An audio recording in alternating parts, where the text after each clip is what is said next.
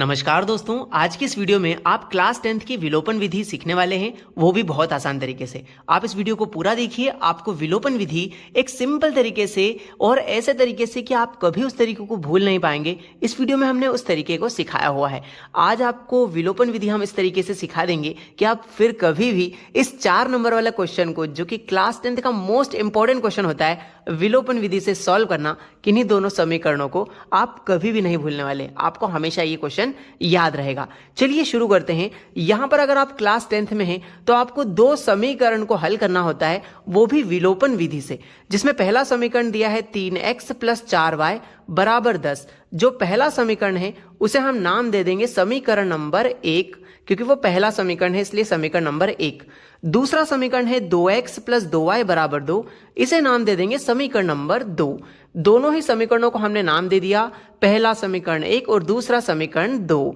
अब विलोपन विधि में आप क्या करते हो, इन दोनों ही समीकरणों को उठा लेते हो। तो हम क्या लिखेंगे, हम लिखेंगे समीकरण 1 और 2 से। समीकरण 1 व 2 से दोनों ही समीकरणों को आप उठा रहे हो, इसीलिए आप समीकरण 1 और 2 से ऐसा लिख देंगे। तो इन दोनों समीकरणों को आप नीचे उतार दीजिए। ठीक है, पहला समीकरण है 3x + 4y = 10 और दूसरा समीकरण है 2x + 2y = 2।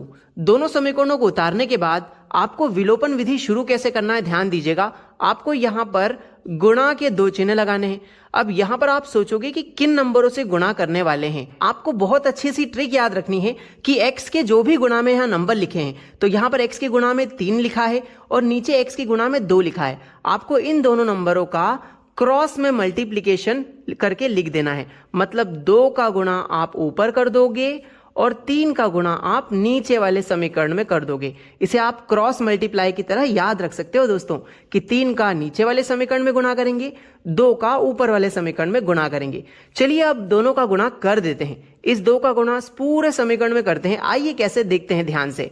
2 का 3 में गुणा कर दो, 2 तिया 6, तो यहां 6 आ गया, लेकिन साथ में x भी था तो x लगा देते हैं। प्लस है तो प्लस लगा दिया। अब 2 का गुणा 4 में कर दो, 2 चौके हो जाएगा 8, और साथ में y भी था तो y लगा दिया। बराबर है तो हमने बराबर वैसा का वैसा ही लिख दिया है। 2 का गुणा आप 10 में करेंगे, 2 धाम हो जाता है 20। अब आपने इस 2 का गुणा इस पूरे समीकरण में कर दिया है। अब उसी प्रकार इस 3 का गुणा भी नीचे वाले समीकरण में कर दो। चलिए करते हैं। 3 का गुणा 2 में करेंगे, 3 दूनी 6 हो जाएगा, लेकिन साथ में x भी था तो आप x भी लिख दीजिए। अब 3 का गुणा 2 में करेंगे तो फिर से 3 दूनी 6 हो जाएगा, और साथ में यहाँ y भी था तो y एज इट इज आ जाएगा। बराबर है तो हमने यहाँ बराबर लगा दिया है। अब क्या बचा है, 3 का गुणा 2 में करेंगे, 3 दूनी 6। लीजिए दोस्तों, विलोपन विधि हम क्यों करते हैं, ताकि हम x के जो भी गुणा में नंबर है उन्हें बराबर कर देते हैं। तो यहां पर देखिए, x के गुणा में यहां भी 6 है, x के गुणा में यहां भी 6 है, मतलब आपने x के गुणांकों को बराबर कर दिया। जैसे ही गुणांक बराबर हो जाते हैं, आपको सभी चिन्हों को बदल देना है, यानी आप दोनों समीकरणों को घटा लेते हैं। तो यहां लिख देते हैं घटाने पर। घटाने पे क्या होता है, सभी के चिन्ह बदल दिए जाते हैं। प्लस का 6x है तो ये पलट के माइनस का हो जाएगा, प्लस का 6y है तो ये भी बदल के माइनस का 6y हो जाएगा, यहाँ पे प्लस का 6 है तो ये भी माइनस का हो जाएगा। आइए अब इनको सॉल्व कर लेते हैं। प्लस का 6 और माइनस का 6 तो कट जाएंगे, क्योंकि आप जानते हो प्लस माइनस होता है माइनस। 6x में से 6x गए तो 0x बचेगा, मतलब कुछ भी नहीं बचने वाला। आगे बढ़ेंगे। प्लस माइनस, ये नीचे वाले चिन्ह का बहुत अच्छे से ध्यान रखना, क्योंकि नीचे वाला चिन्ह ही आपका पर्सनल चिन्ह हो गया है। अब प्लस माइनस होता है माइनस, यानी आपको घटाना है। 8y में से 6y चले गए तो कितने y बचेंगे, 2y बचेंगे। बराबर 20 और माइनस का 6, मतलब 20 में से 6 गए तो कितने बचेंगे, यहां पर बचेंगे 14। अब आपको यहां से y का वैल्यू दोस्तों निकाल लेना है। यहां पर y की गुणा में 2 लिखा है, बराबर के उधर वो भाग में चला जाएगा, तो क्या आ जाएगा, y = 14/2। जो गुणा में 2 था वो भाग में उतर आया। ठीक है, 2 एकम 2, 2 सती 14। बधाई हो, आपका y का वैल्यू निकल के आ गया दोस्तों। y का मान हमारा आया है 7। कितना आया है, y = 7। आपका एक वेरिएबल यानी एक चर का वैल्यू आ गया है आपके सामने।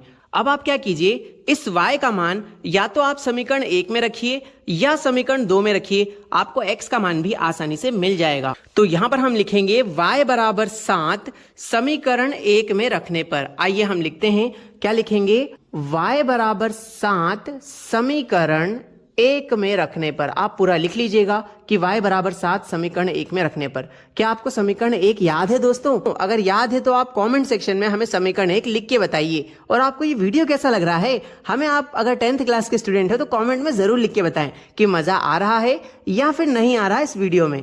तो यहां पर y बराबर 7 समीकरण 1 में रखना है। पहले समीकरण 1 ढूंढो, कहां है, ये रहा, जो कि है 3x + 4y बराबर 10। तो यहां लिख लेते हैं 3x + 4y बराबर 10। यहां पे आप क्या रख रहे हो, y की जगह 7 रख रहे हो। चलिए रखते हैं 3x + 4 गुणा में लिखा है y और y की जगह है 7, तो यहां पर 7 रख देते हैं y की जगह पे, बराबर है 10, तो 10 लिख दिया। अब इसको सॉल्व कर लो, आराम से x का मान आ जाएगा। 3x + 4 का 7 में गुणा करो, 4 × 7 = 28 हो जाएगा दोस्तों, बराबर में लिखा है 10। अब देखिए यहां लिखा है 3x, तो हम लिख देते हैं 3x, बराबर में चल रहा है 10। अब ये प्लस का 28 है, बराबर के उधर गया तो माइनस का 28 हो जाएगा दोस्तों। 3x तो एज इट इज रहेगा। अब यहां पे देखिए 10 में से 28 नहीं घट सकते, तो हम उल्टा करेंगे, 28 में से 10 गए तो यहां पर 18 बचेंगे।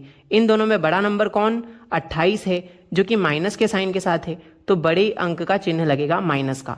ठीक है, अब आगे यहां पर 3 गुणा में है, बराबर के उधर 18 के बटे में चला जाएगा, तो आ जाएगा x बराबर -18/3।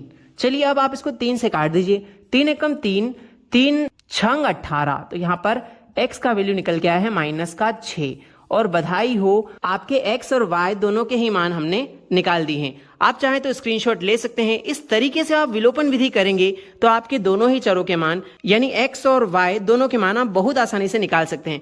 आपको यह वीडियो कैसा लगा कमेंट सेक्शन में जरूर बताइएगा। आप अगर प्रतिस्थापन और वज्र गुणन यानी एलिमिनेशन मेथड, सब्स्टिट्यूशन मेथड और क्रॉस मल्टीप्लीकेशन मेथड तीनों ही सीखना चाहते हैं तो डिस्क्रिप्शन में हम इन वीडियोस के लिंक दे देंगे। 2 चर वाले रैखिक समीकरण हल करने के लिए सारे के सारे क्वेश्चन हम डिस्क्रिप्शन में डाल देते हैं दोस्तों। थैंक यू सो मच आपका वीडियो देखने के लिए।